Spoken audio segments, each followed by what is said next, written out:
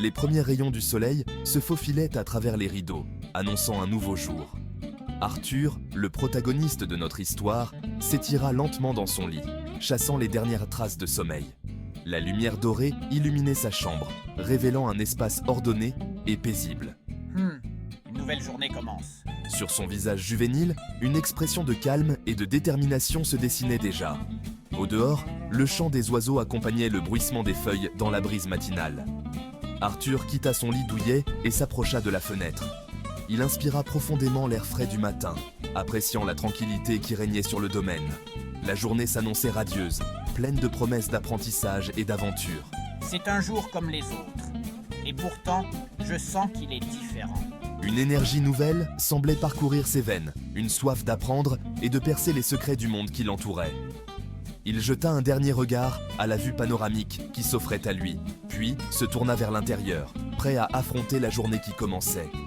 Une nouvelle journée d'entraînement l'attendait, une nouvelle occasion de maîtriser les pouvoirs extraordinaires qui sommeillaient en lui. Il était impatient de retrouver son père, son mentor et son guide dans ce monde rempli de magie et de mystère. Avant de rejoindre son père pour l'entraînement, Arthur rendit visite à son petit frère, Elijah, encore endormi dans son berceau. La quiétude du bébé contrastait avec l'énergie débordante d'Arthur. Un sourire attendri illumina le visage du jeune garçon en observant les traits paisibles de son frère.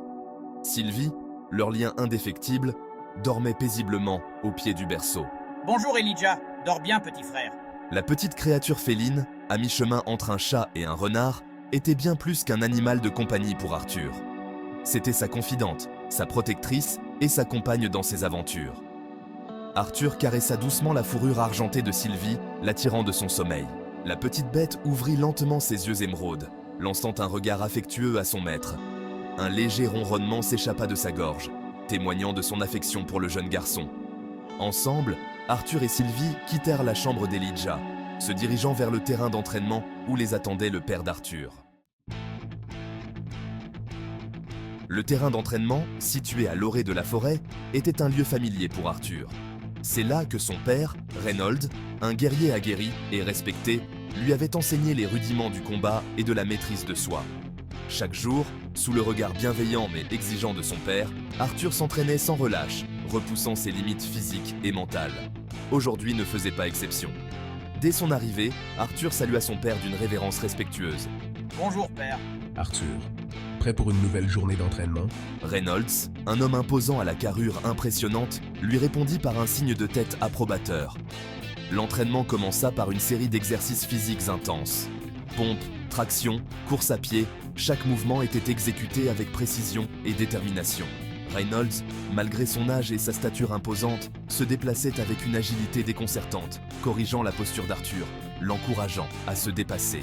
Allez Arthur, tu peux faire mieux que ça. Oui père. Après l'effort physique venait le temps de la pratique du mana. Le mana, cette énergie mystique présente dans l'atmosphère, était la source de pouvoirs extraordinaires pour ceux qui parvenaient à la contrôler. Arthur, malgré son jeune âge, possédait déjà une affinité remarquable avec le mana. Sous la direction de son père, il apprit à canaliser cette énergie, à la faire circuler dans son corps, à la modeler selon sa volonté. Le processus était délicat, exigeant une concentration absolue et une parfaite maîtrise de soi. Arthur, souviens-toi de ce que je t'ai dit. Concentre-toi. Ressens le mana autour de toi. Oui père, je me concentre. Reynolds expliqua à Arthur les différents attributs du mana, comment chaque individu possédait une affinité particulière pour un ou plusieurs éléments. Le feu, l'eau, la terre, l'air, chacun de ces éléments offrait un éventail de possibilités uniques pour ceux qui savèrent les maîtriser. Chaque élément a ses propres forces et faiblesses. Trouve ton affinité, Arthur, et apprends à l'utiliser à ton avantage. Je comprends père, je ferai de mon mieux. Et ainsi, sous la guidance experte de son père, Arthur poursuivit son entraînement, déterminé à maîtriser le pouvoir du mana et à découvrir les secrets de ce monde magique. Guidé par l'enseignement de mon père, je me concentrais sur la manipulation du mana de feu. Je fermais les yeux, visualisant une flamme minuscule dans mon esprit, puis laissais l'énergie circuler dans mon corps, la dirigeant vers ma main. Lentement, une lueur rougeoyante apparut dans ma paume. La chaleur se fit sentir d'abord timidement, puis de plus en plus intensément. J'ouvris les yeux, émerveillé par le spectacle de la flamme qui dansait maintenant entre mes doigts. Reynolds observa la scène d'un œil expert. Il était fier des progrès de son fils, de sa détermination et de son contrôle. Cependant, il savait que le chemin était encore long et semé d'embûches. La maîtrise du mana était un art difficile, exigeant patience et persévérance. Après l'entraînement, Arthur retourna au manoir, son esprit rempli des enseignements de son père et de l'exaltation de la manipulation du mana. Il se rendit directement dans la chambre d'Elijah, impatient de partager ses expériences avec Sylvie. Cependant, une surprise l'attendait. Alors que je m'approchais du berceau, je remarquai une aura inhabituelle autour de mon petit frère.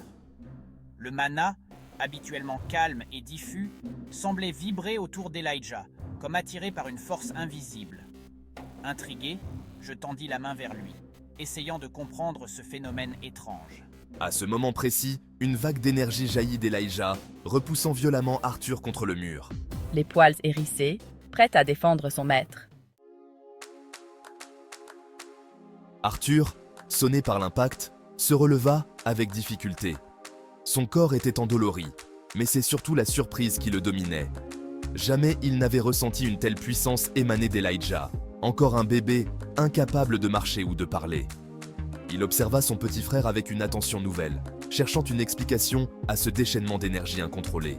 Elijah, inconscient du tumulte qu'il provoquait, dormait paisiblement, un léger sourire aux lèvres. Sylvie, toujours sur ses gardes, fixait Elijah avec méfiance. Elle semblait ressentir la même puissance chaotique que son maître, une énergie brute et imprévisible qui contrastait avec le mana généralement harmonieux. Déterminé à comprendre ce qui se passait, Arthur tenta à nouveau d'approcher Elijah, cette fois-ci en canalisant son propre mana. Il créa une barrière protectrice autour de lui, espérant ainsi éviter une nouvelle décharge d'énergie. Lentement, prudemment, il s'approcha du berceau. Cette fois-ci, le mana autour d'Elijah réagit différemment. Au lieu de me repousser, l'énergie sembla se calmer, comme apaisée par la présence de mon mana. Encourageant, Arthur poursuivit ses efforts, concentrant son esprit sur la création d'un lien avec le mana d'Elijah. Il sentait une résistance, une volonté propre au sein de cette énergie chaotique, mais il persista, guidé par son intuition et son amour fraternel. Peu à peu, le mana d'Elijah commença à répondre à l'influence d'Arthur. L'énergie, auparavant erratique et incontrôlable, se calmait, se canalisait, comme si elle reconnaissait une présence familière. J'étais émerveillé par la puissance brute du mana de mon frère. Un potentiel latent extraordinaire qui dépassait de loin tout ce que j'avais pu imaginer. Il comprit alors qu'Elijah n'était pas un enfant ordinaire. Il possédait un don unique, une affinité innée avec le mana qui dépassait de loin la normale.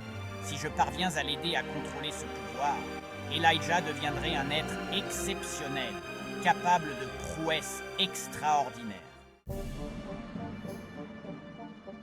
Alors qu'Arthur explorait les profondeurs du mana d'Elijah, il fit une découverte étonnante. Au cœur de cette énergie tourbillonnante, il perçut une présence distincte, un noyau d'énergie condensée qui vibrait à une fréquence différente. Intrigué, je concentrai mon attention sur ce noyau mystérieux. Il réalisa qu'il s'agissait d'un artefact magique, un objet imprégné d'une puissance colossale. Il n'avait jamais rien vu de tel auparavant, même dans les livres anciens que son père lui laissait consulter. Instinctivement, je compris que cet artefact était lié au don d'Elijah, qu'il était la source de son incroyable potentiel. Mais d'où venait cet objet? Et quel était son véritable pouvoir? Autant de questions qui hantaient désormais l'esprit du jeune garçon. Le soleil commençait à décliner sur le domaine, projetant de longues ombres à travers la chambre d'Elijah. Arthur, épuisé mais exalté par ses découvertes, quitta le berceau de son frère, son esprit en ébullition. J'ai tant à apprendre, tant à comprendre. Le lien entre Elijah et l'artefact magique, la nature véritable du don de son frère, autant de mystères qui l'attiraient et l'effrayaient à la fois. Une chose était certaine, sa vie venait de prendre un tournant décisif. Le chemin qui s'ouvre devant moi est incertain, semé d'embûches et de dangers inconnus. Mais je suis prêt à l'emprunter, guidé par ma soif de connaissance, mon amour pour ma famille et la promesse d'aventures extraordinaires.